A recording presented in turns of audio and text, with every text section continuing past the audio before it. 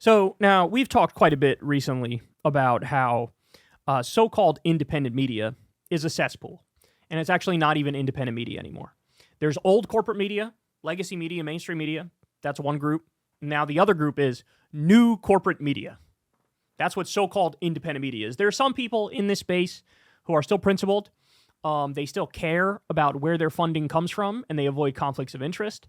I brag all the time about how on this show, we're funded by your guys' Patreon donations, $2 a month, $5 a month, $10 a month, whatever it may be, your tips on YouTube. And outside of that, the only money we take is the default ads on YouTube, right? That's it. I've never had a conversation with an advertiser, never had a conversation with a corporation, never had a conversation with a billionaire, never had a conversation with a multimillionaire, never had a conversation with a foreign government. I'm not interested in anything that would set up a perverse incentive structure. That is actually independent, right? That's what that is. Very few in this space are like that. But they still, funny enough, like to suck themselves off as if they're special. As if, bro, I'm not like mainstream media. I talk online, so I'm better. Don't look at my list of 78 different advertisers, and don't look at my list of politician guests who I've cucked myself to. Don't look at any of that. I tell you all that to come to this. Here is Jordan Peterson.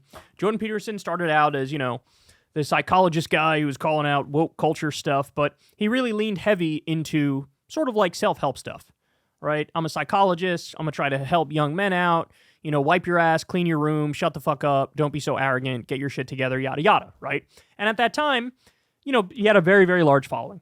Then, over time, he got the online brainworms, and he ended up joining the Daily Wire.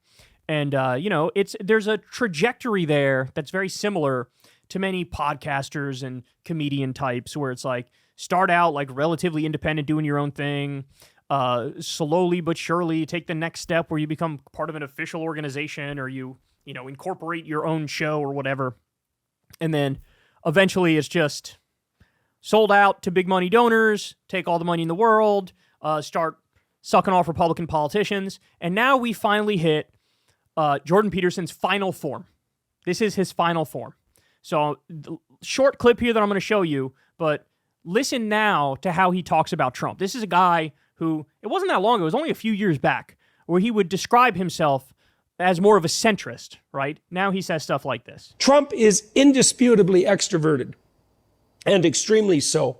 He's also definitely low in politeness, but he simply would not be able to make contact with the so-called ordinary people that love him if he did not care deep in the blackness of his heart. I have a suspicion that his very impoliteness is at least in part a mask worn to shield him from the pain that such caring can produce. This would make Trump a man whose gruffness is there to shield himself from the public exposure of his tender heart. I'm going to play that one more time for you because I really want you to soak this in. I really want you to let this marinate in your brain. Here we go. Trump is indisputably extroverted, and extremely so. He's also definitely low in politeness, but he simply would not be able to make contact with the so-called ordinary people that love him if he did not care deep in the blackness of his heart. I have a suspicion that his very impoliteness is at least in part a mask worn to shield him from the pain that such caring can produce. This would make Trump a man whose gruffness is there to shield himself from the public exposure of his tender heart. Clinical psychologist saying this. Clinical psychologist. He says, well, look, Trump couldn't get ordinary people to care about him and love him if he didn't care about them. Right, Jordan, because there's never been such thing as a charlatan or a con man or a fraud, right? So if ordinary people like you, then you're by definition, good and caring and you care about them. Would he say the same thing about Barack Obama, who got ordinary people to like him, or Justin Trudeau, who got ordinary people to like him? No, he doesn't like them because they're Democrats. Anybody who's liberal, he doesn't like them, right? Well, with Trump, well, ordinary people like him, so that's got to be evidence. That's got to be evidence that that he cares about them, right? How do you even respond to this? This is so stupid, it's almost below responding to. His impoliteness is a mask worn to shield himself from the pain that caring can produce. Or he's an asshole, right? Or he's an asshole. By the way, the evidence of Trump being narcissistic and self-obsessed and having a God complex, that evidence is as tall as Mount Everest. The evidence of him, caring deeply about regular people, non-existent. Non-existent. Yeah, he cared so deeply about regular people when he did Trump University, which was an out-and-out fraud, and he had to pay out millions of dollars over that. He cared so deeply about people, which is why he stiffed a lot of the workers who helped build his hotels and casinos, right? This is reporting that goes back to like 2015, bro. This has been out there forever. You have plumbers and electricians and everyday working people who openly tell the story of, yeah, he stiffed me. You have an article came out, had to be a few months ago now, where somebody who worked on The Apprentice with Trump, they were on site at one of his golf courses, and the architect of one of the clubhouses was there, and this guy was talking to him, and the guy said, yeah, Trump stiffed me. He said, I'll pay you $400,000 now, $400,000 later, or whatever the number was, and Trump paid $400,000 up front, and then afterwards he never paid the second $400,000, and the guy realized, I'm fucked, because if I try to take him to court, I might have to end up spending more money than I would get even if I win the case, right? There's an endless list of stuff he does that's about him. Look at all the grifts he's currently engaged in. Selling a $100,000 watch, which, by the way, as many experts have pointed out, it seems to be like a weird loophole where he can take money from foreign governments and foreign billionaires, right? Because on the page where they're selling the watches, it says, this watch that we have here is just for illustration purposes. We're not even going to tell you when we're going to ship them out. But yeah, give me the $100,000 and we'll send you the watch.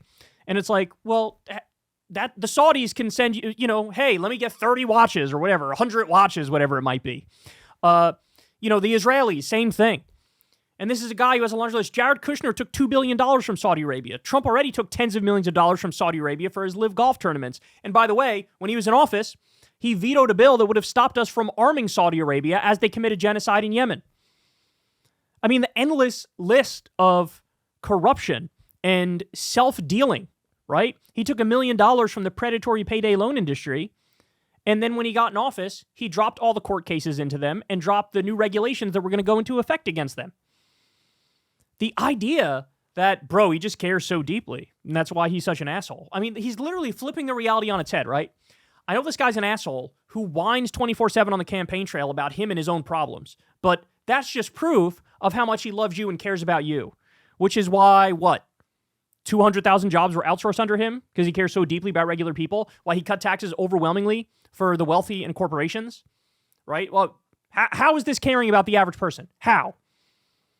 Jesus Christ, man. It's like, how do you get through to people like this? Trump isn't even in favor of raising the minimum wage. Him and J.D. Vance dodge a question about raising the minimum wage. You can't tell me you care about people and you don't want to raise wages.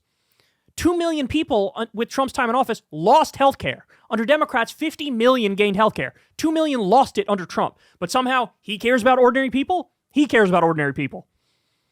Like, as Freud said, sometimes a cigar is just a cigar. To quote somebody from Jordan Peterson's own field of psychology. Sometimes a cigar is just a cigar. Sometimes an asshole is just an asshole. Sometimes a self-obsessed narcissist is just a self-obsessed narcissist. I can't get over that line. He couldn't get ordinary people to like him if he didn't care about them. What evidence is there that he cares about ordinary people? What evidence is there?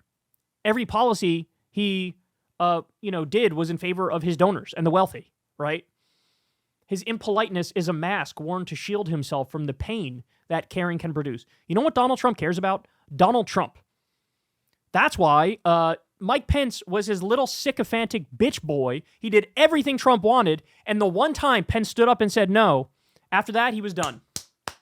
Sorry, Don, I'm not going to reject the certification of the election and overthrow U.S. democracy to appease your ego. Sorry, that's one thing I can't do, even though I've done 99.9999999% of the things you wanted me to do. And guess what?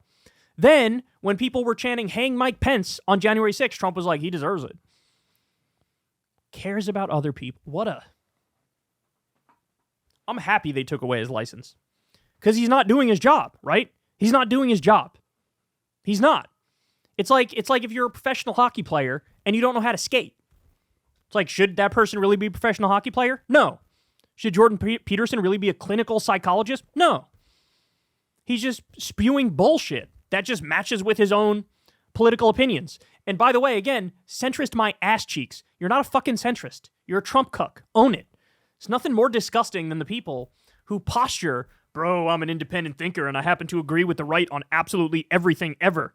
It's like, you're not special. This isn't unique. You're just playing hide the ball with your real beliefs, right? At least, out and out conservatives will tell you, whoever, Ben Shapiro, for you, they're like, yeah, I'm a conservative, right? At least he's upfront with that. Oh, I'm a centrist, but here, let me give you my deep psychological professional analysis of Trump. He cares so deeply, bro, and that's why ordinary people like him. Again, how many people have come around? Fucking Jim Jones, right? Jim Jones, the cult leader who got everybody to die from drinking Kool-Aid. They all thought, I'm an ordinary person, and I love this guy, so I guess he's got to love me, right? That's the same fucking logic. The logic that is used in cults is what Jordan Peterson is using to talk about Trump's, quote, tender heart. Jesus, man, get a fucking grip. Holy shit. Hey, y'all, do me a favor and like and subscribe. It helps out big time in the algorithm. Click the bell as well for notifications when videos drop, and watch that video on screen right now. You know you want to.